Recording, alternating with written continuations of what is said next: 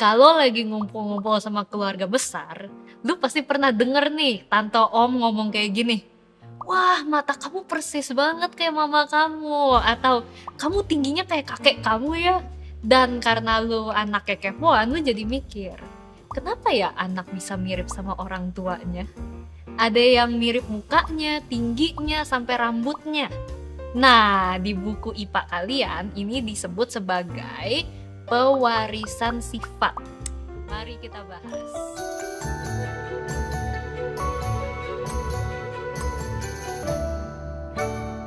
Ya, pewarisan sifat atau nama kerennya hereditas. Ini yang bikin badan lu tinggi kayak papa lu atau rambut lu keriting kayak mama lu. Semua ini berawal dari yang namanya materi genetik. Dia adalah suatu zat yang ada di dalam sel yang tugasnya bawa sifat keturunan dari mama atau papa ke kita. Jadi materi genetik dari papa dan materi genetik dari mama tergabung dalam proses yang namanya fertilisasi ini yang akhirnya menghasilkan kalian, anak yang punya sifat campuran dari papa dan mama. Oke, di dalam materi genetik itu ada dua hal yang serupa tapi nggak sama. Mereka adalah DNA dan RNA.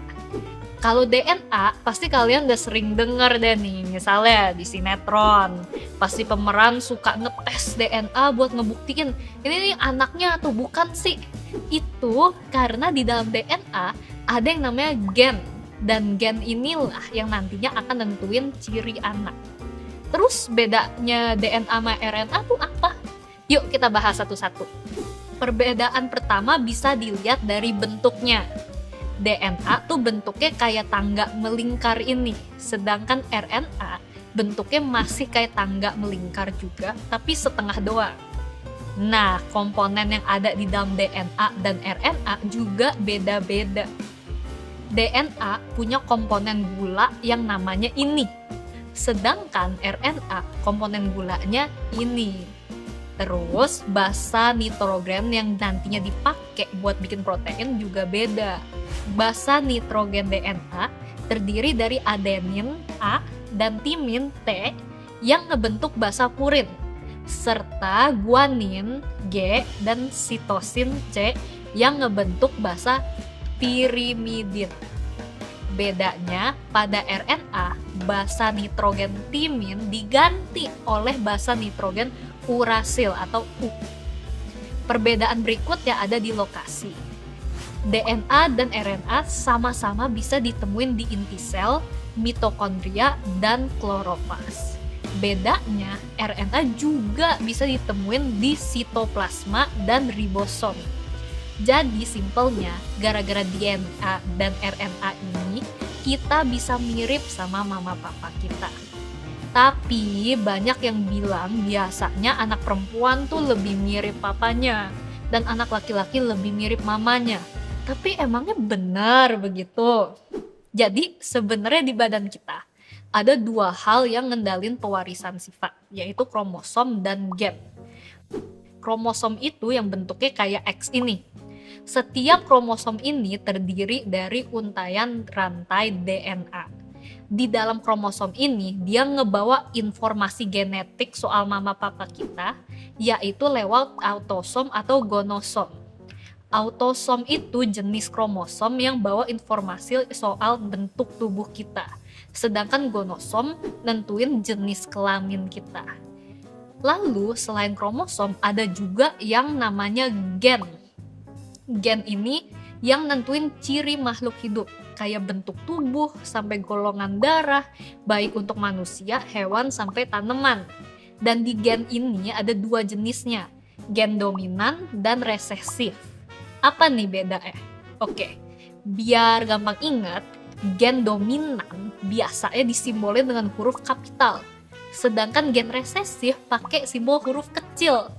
Kayak namanya, gen dominan itu yang bakal lebih mendominasi, sedangkan gen resesif lebih ngalah deh gitu.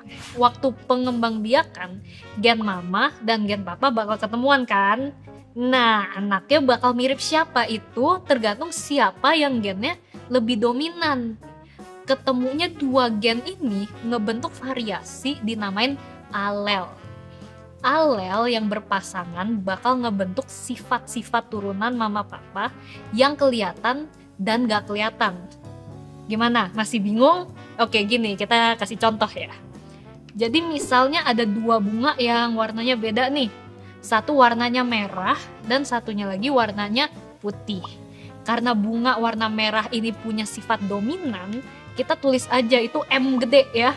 Dan karena bunga putih sifatnya suka ngalah alias resesif, kita tulis itu M kecil.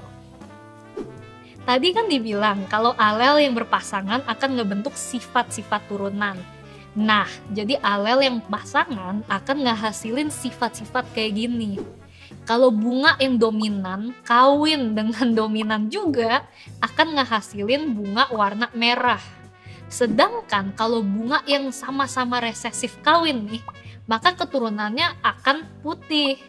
Nah, huruf-huruf itulah yang disebut sebagai genotipe dan mewakilin sifat-sifat yang nggak tampak kayak golongan darah. Sedangkan warna merah dan putih tadi adalah fenotipe, ngelambangin sifat-sifat yang bisa kelihatan dari luar. Gimana?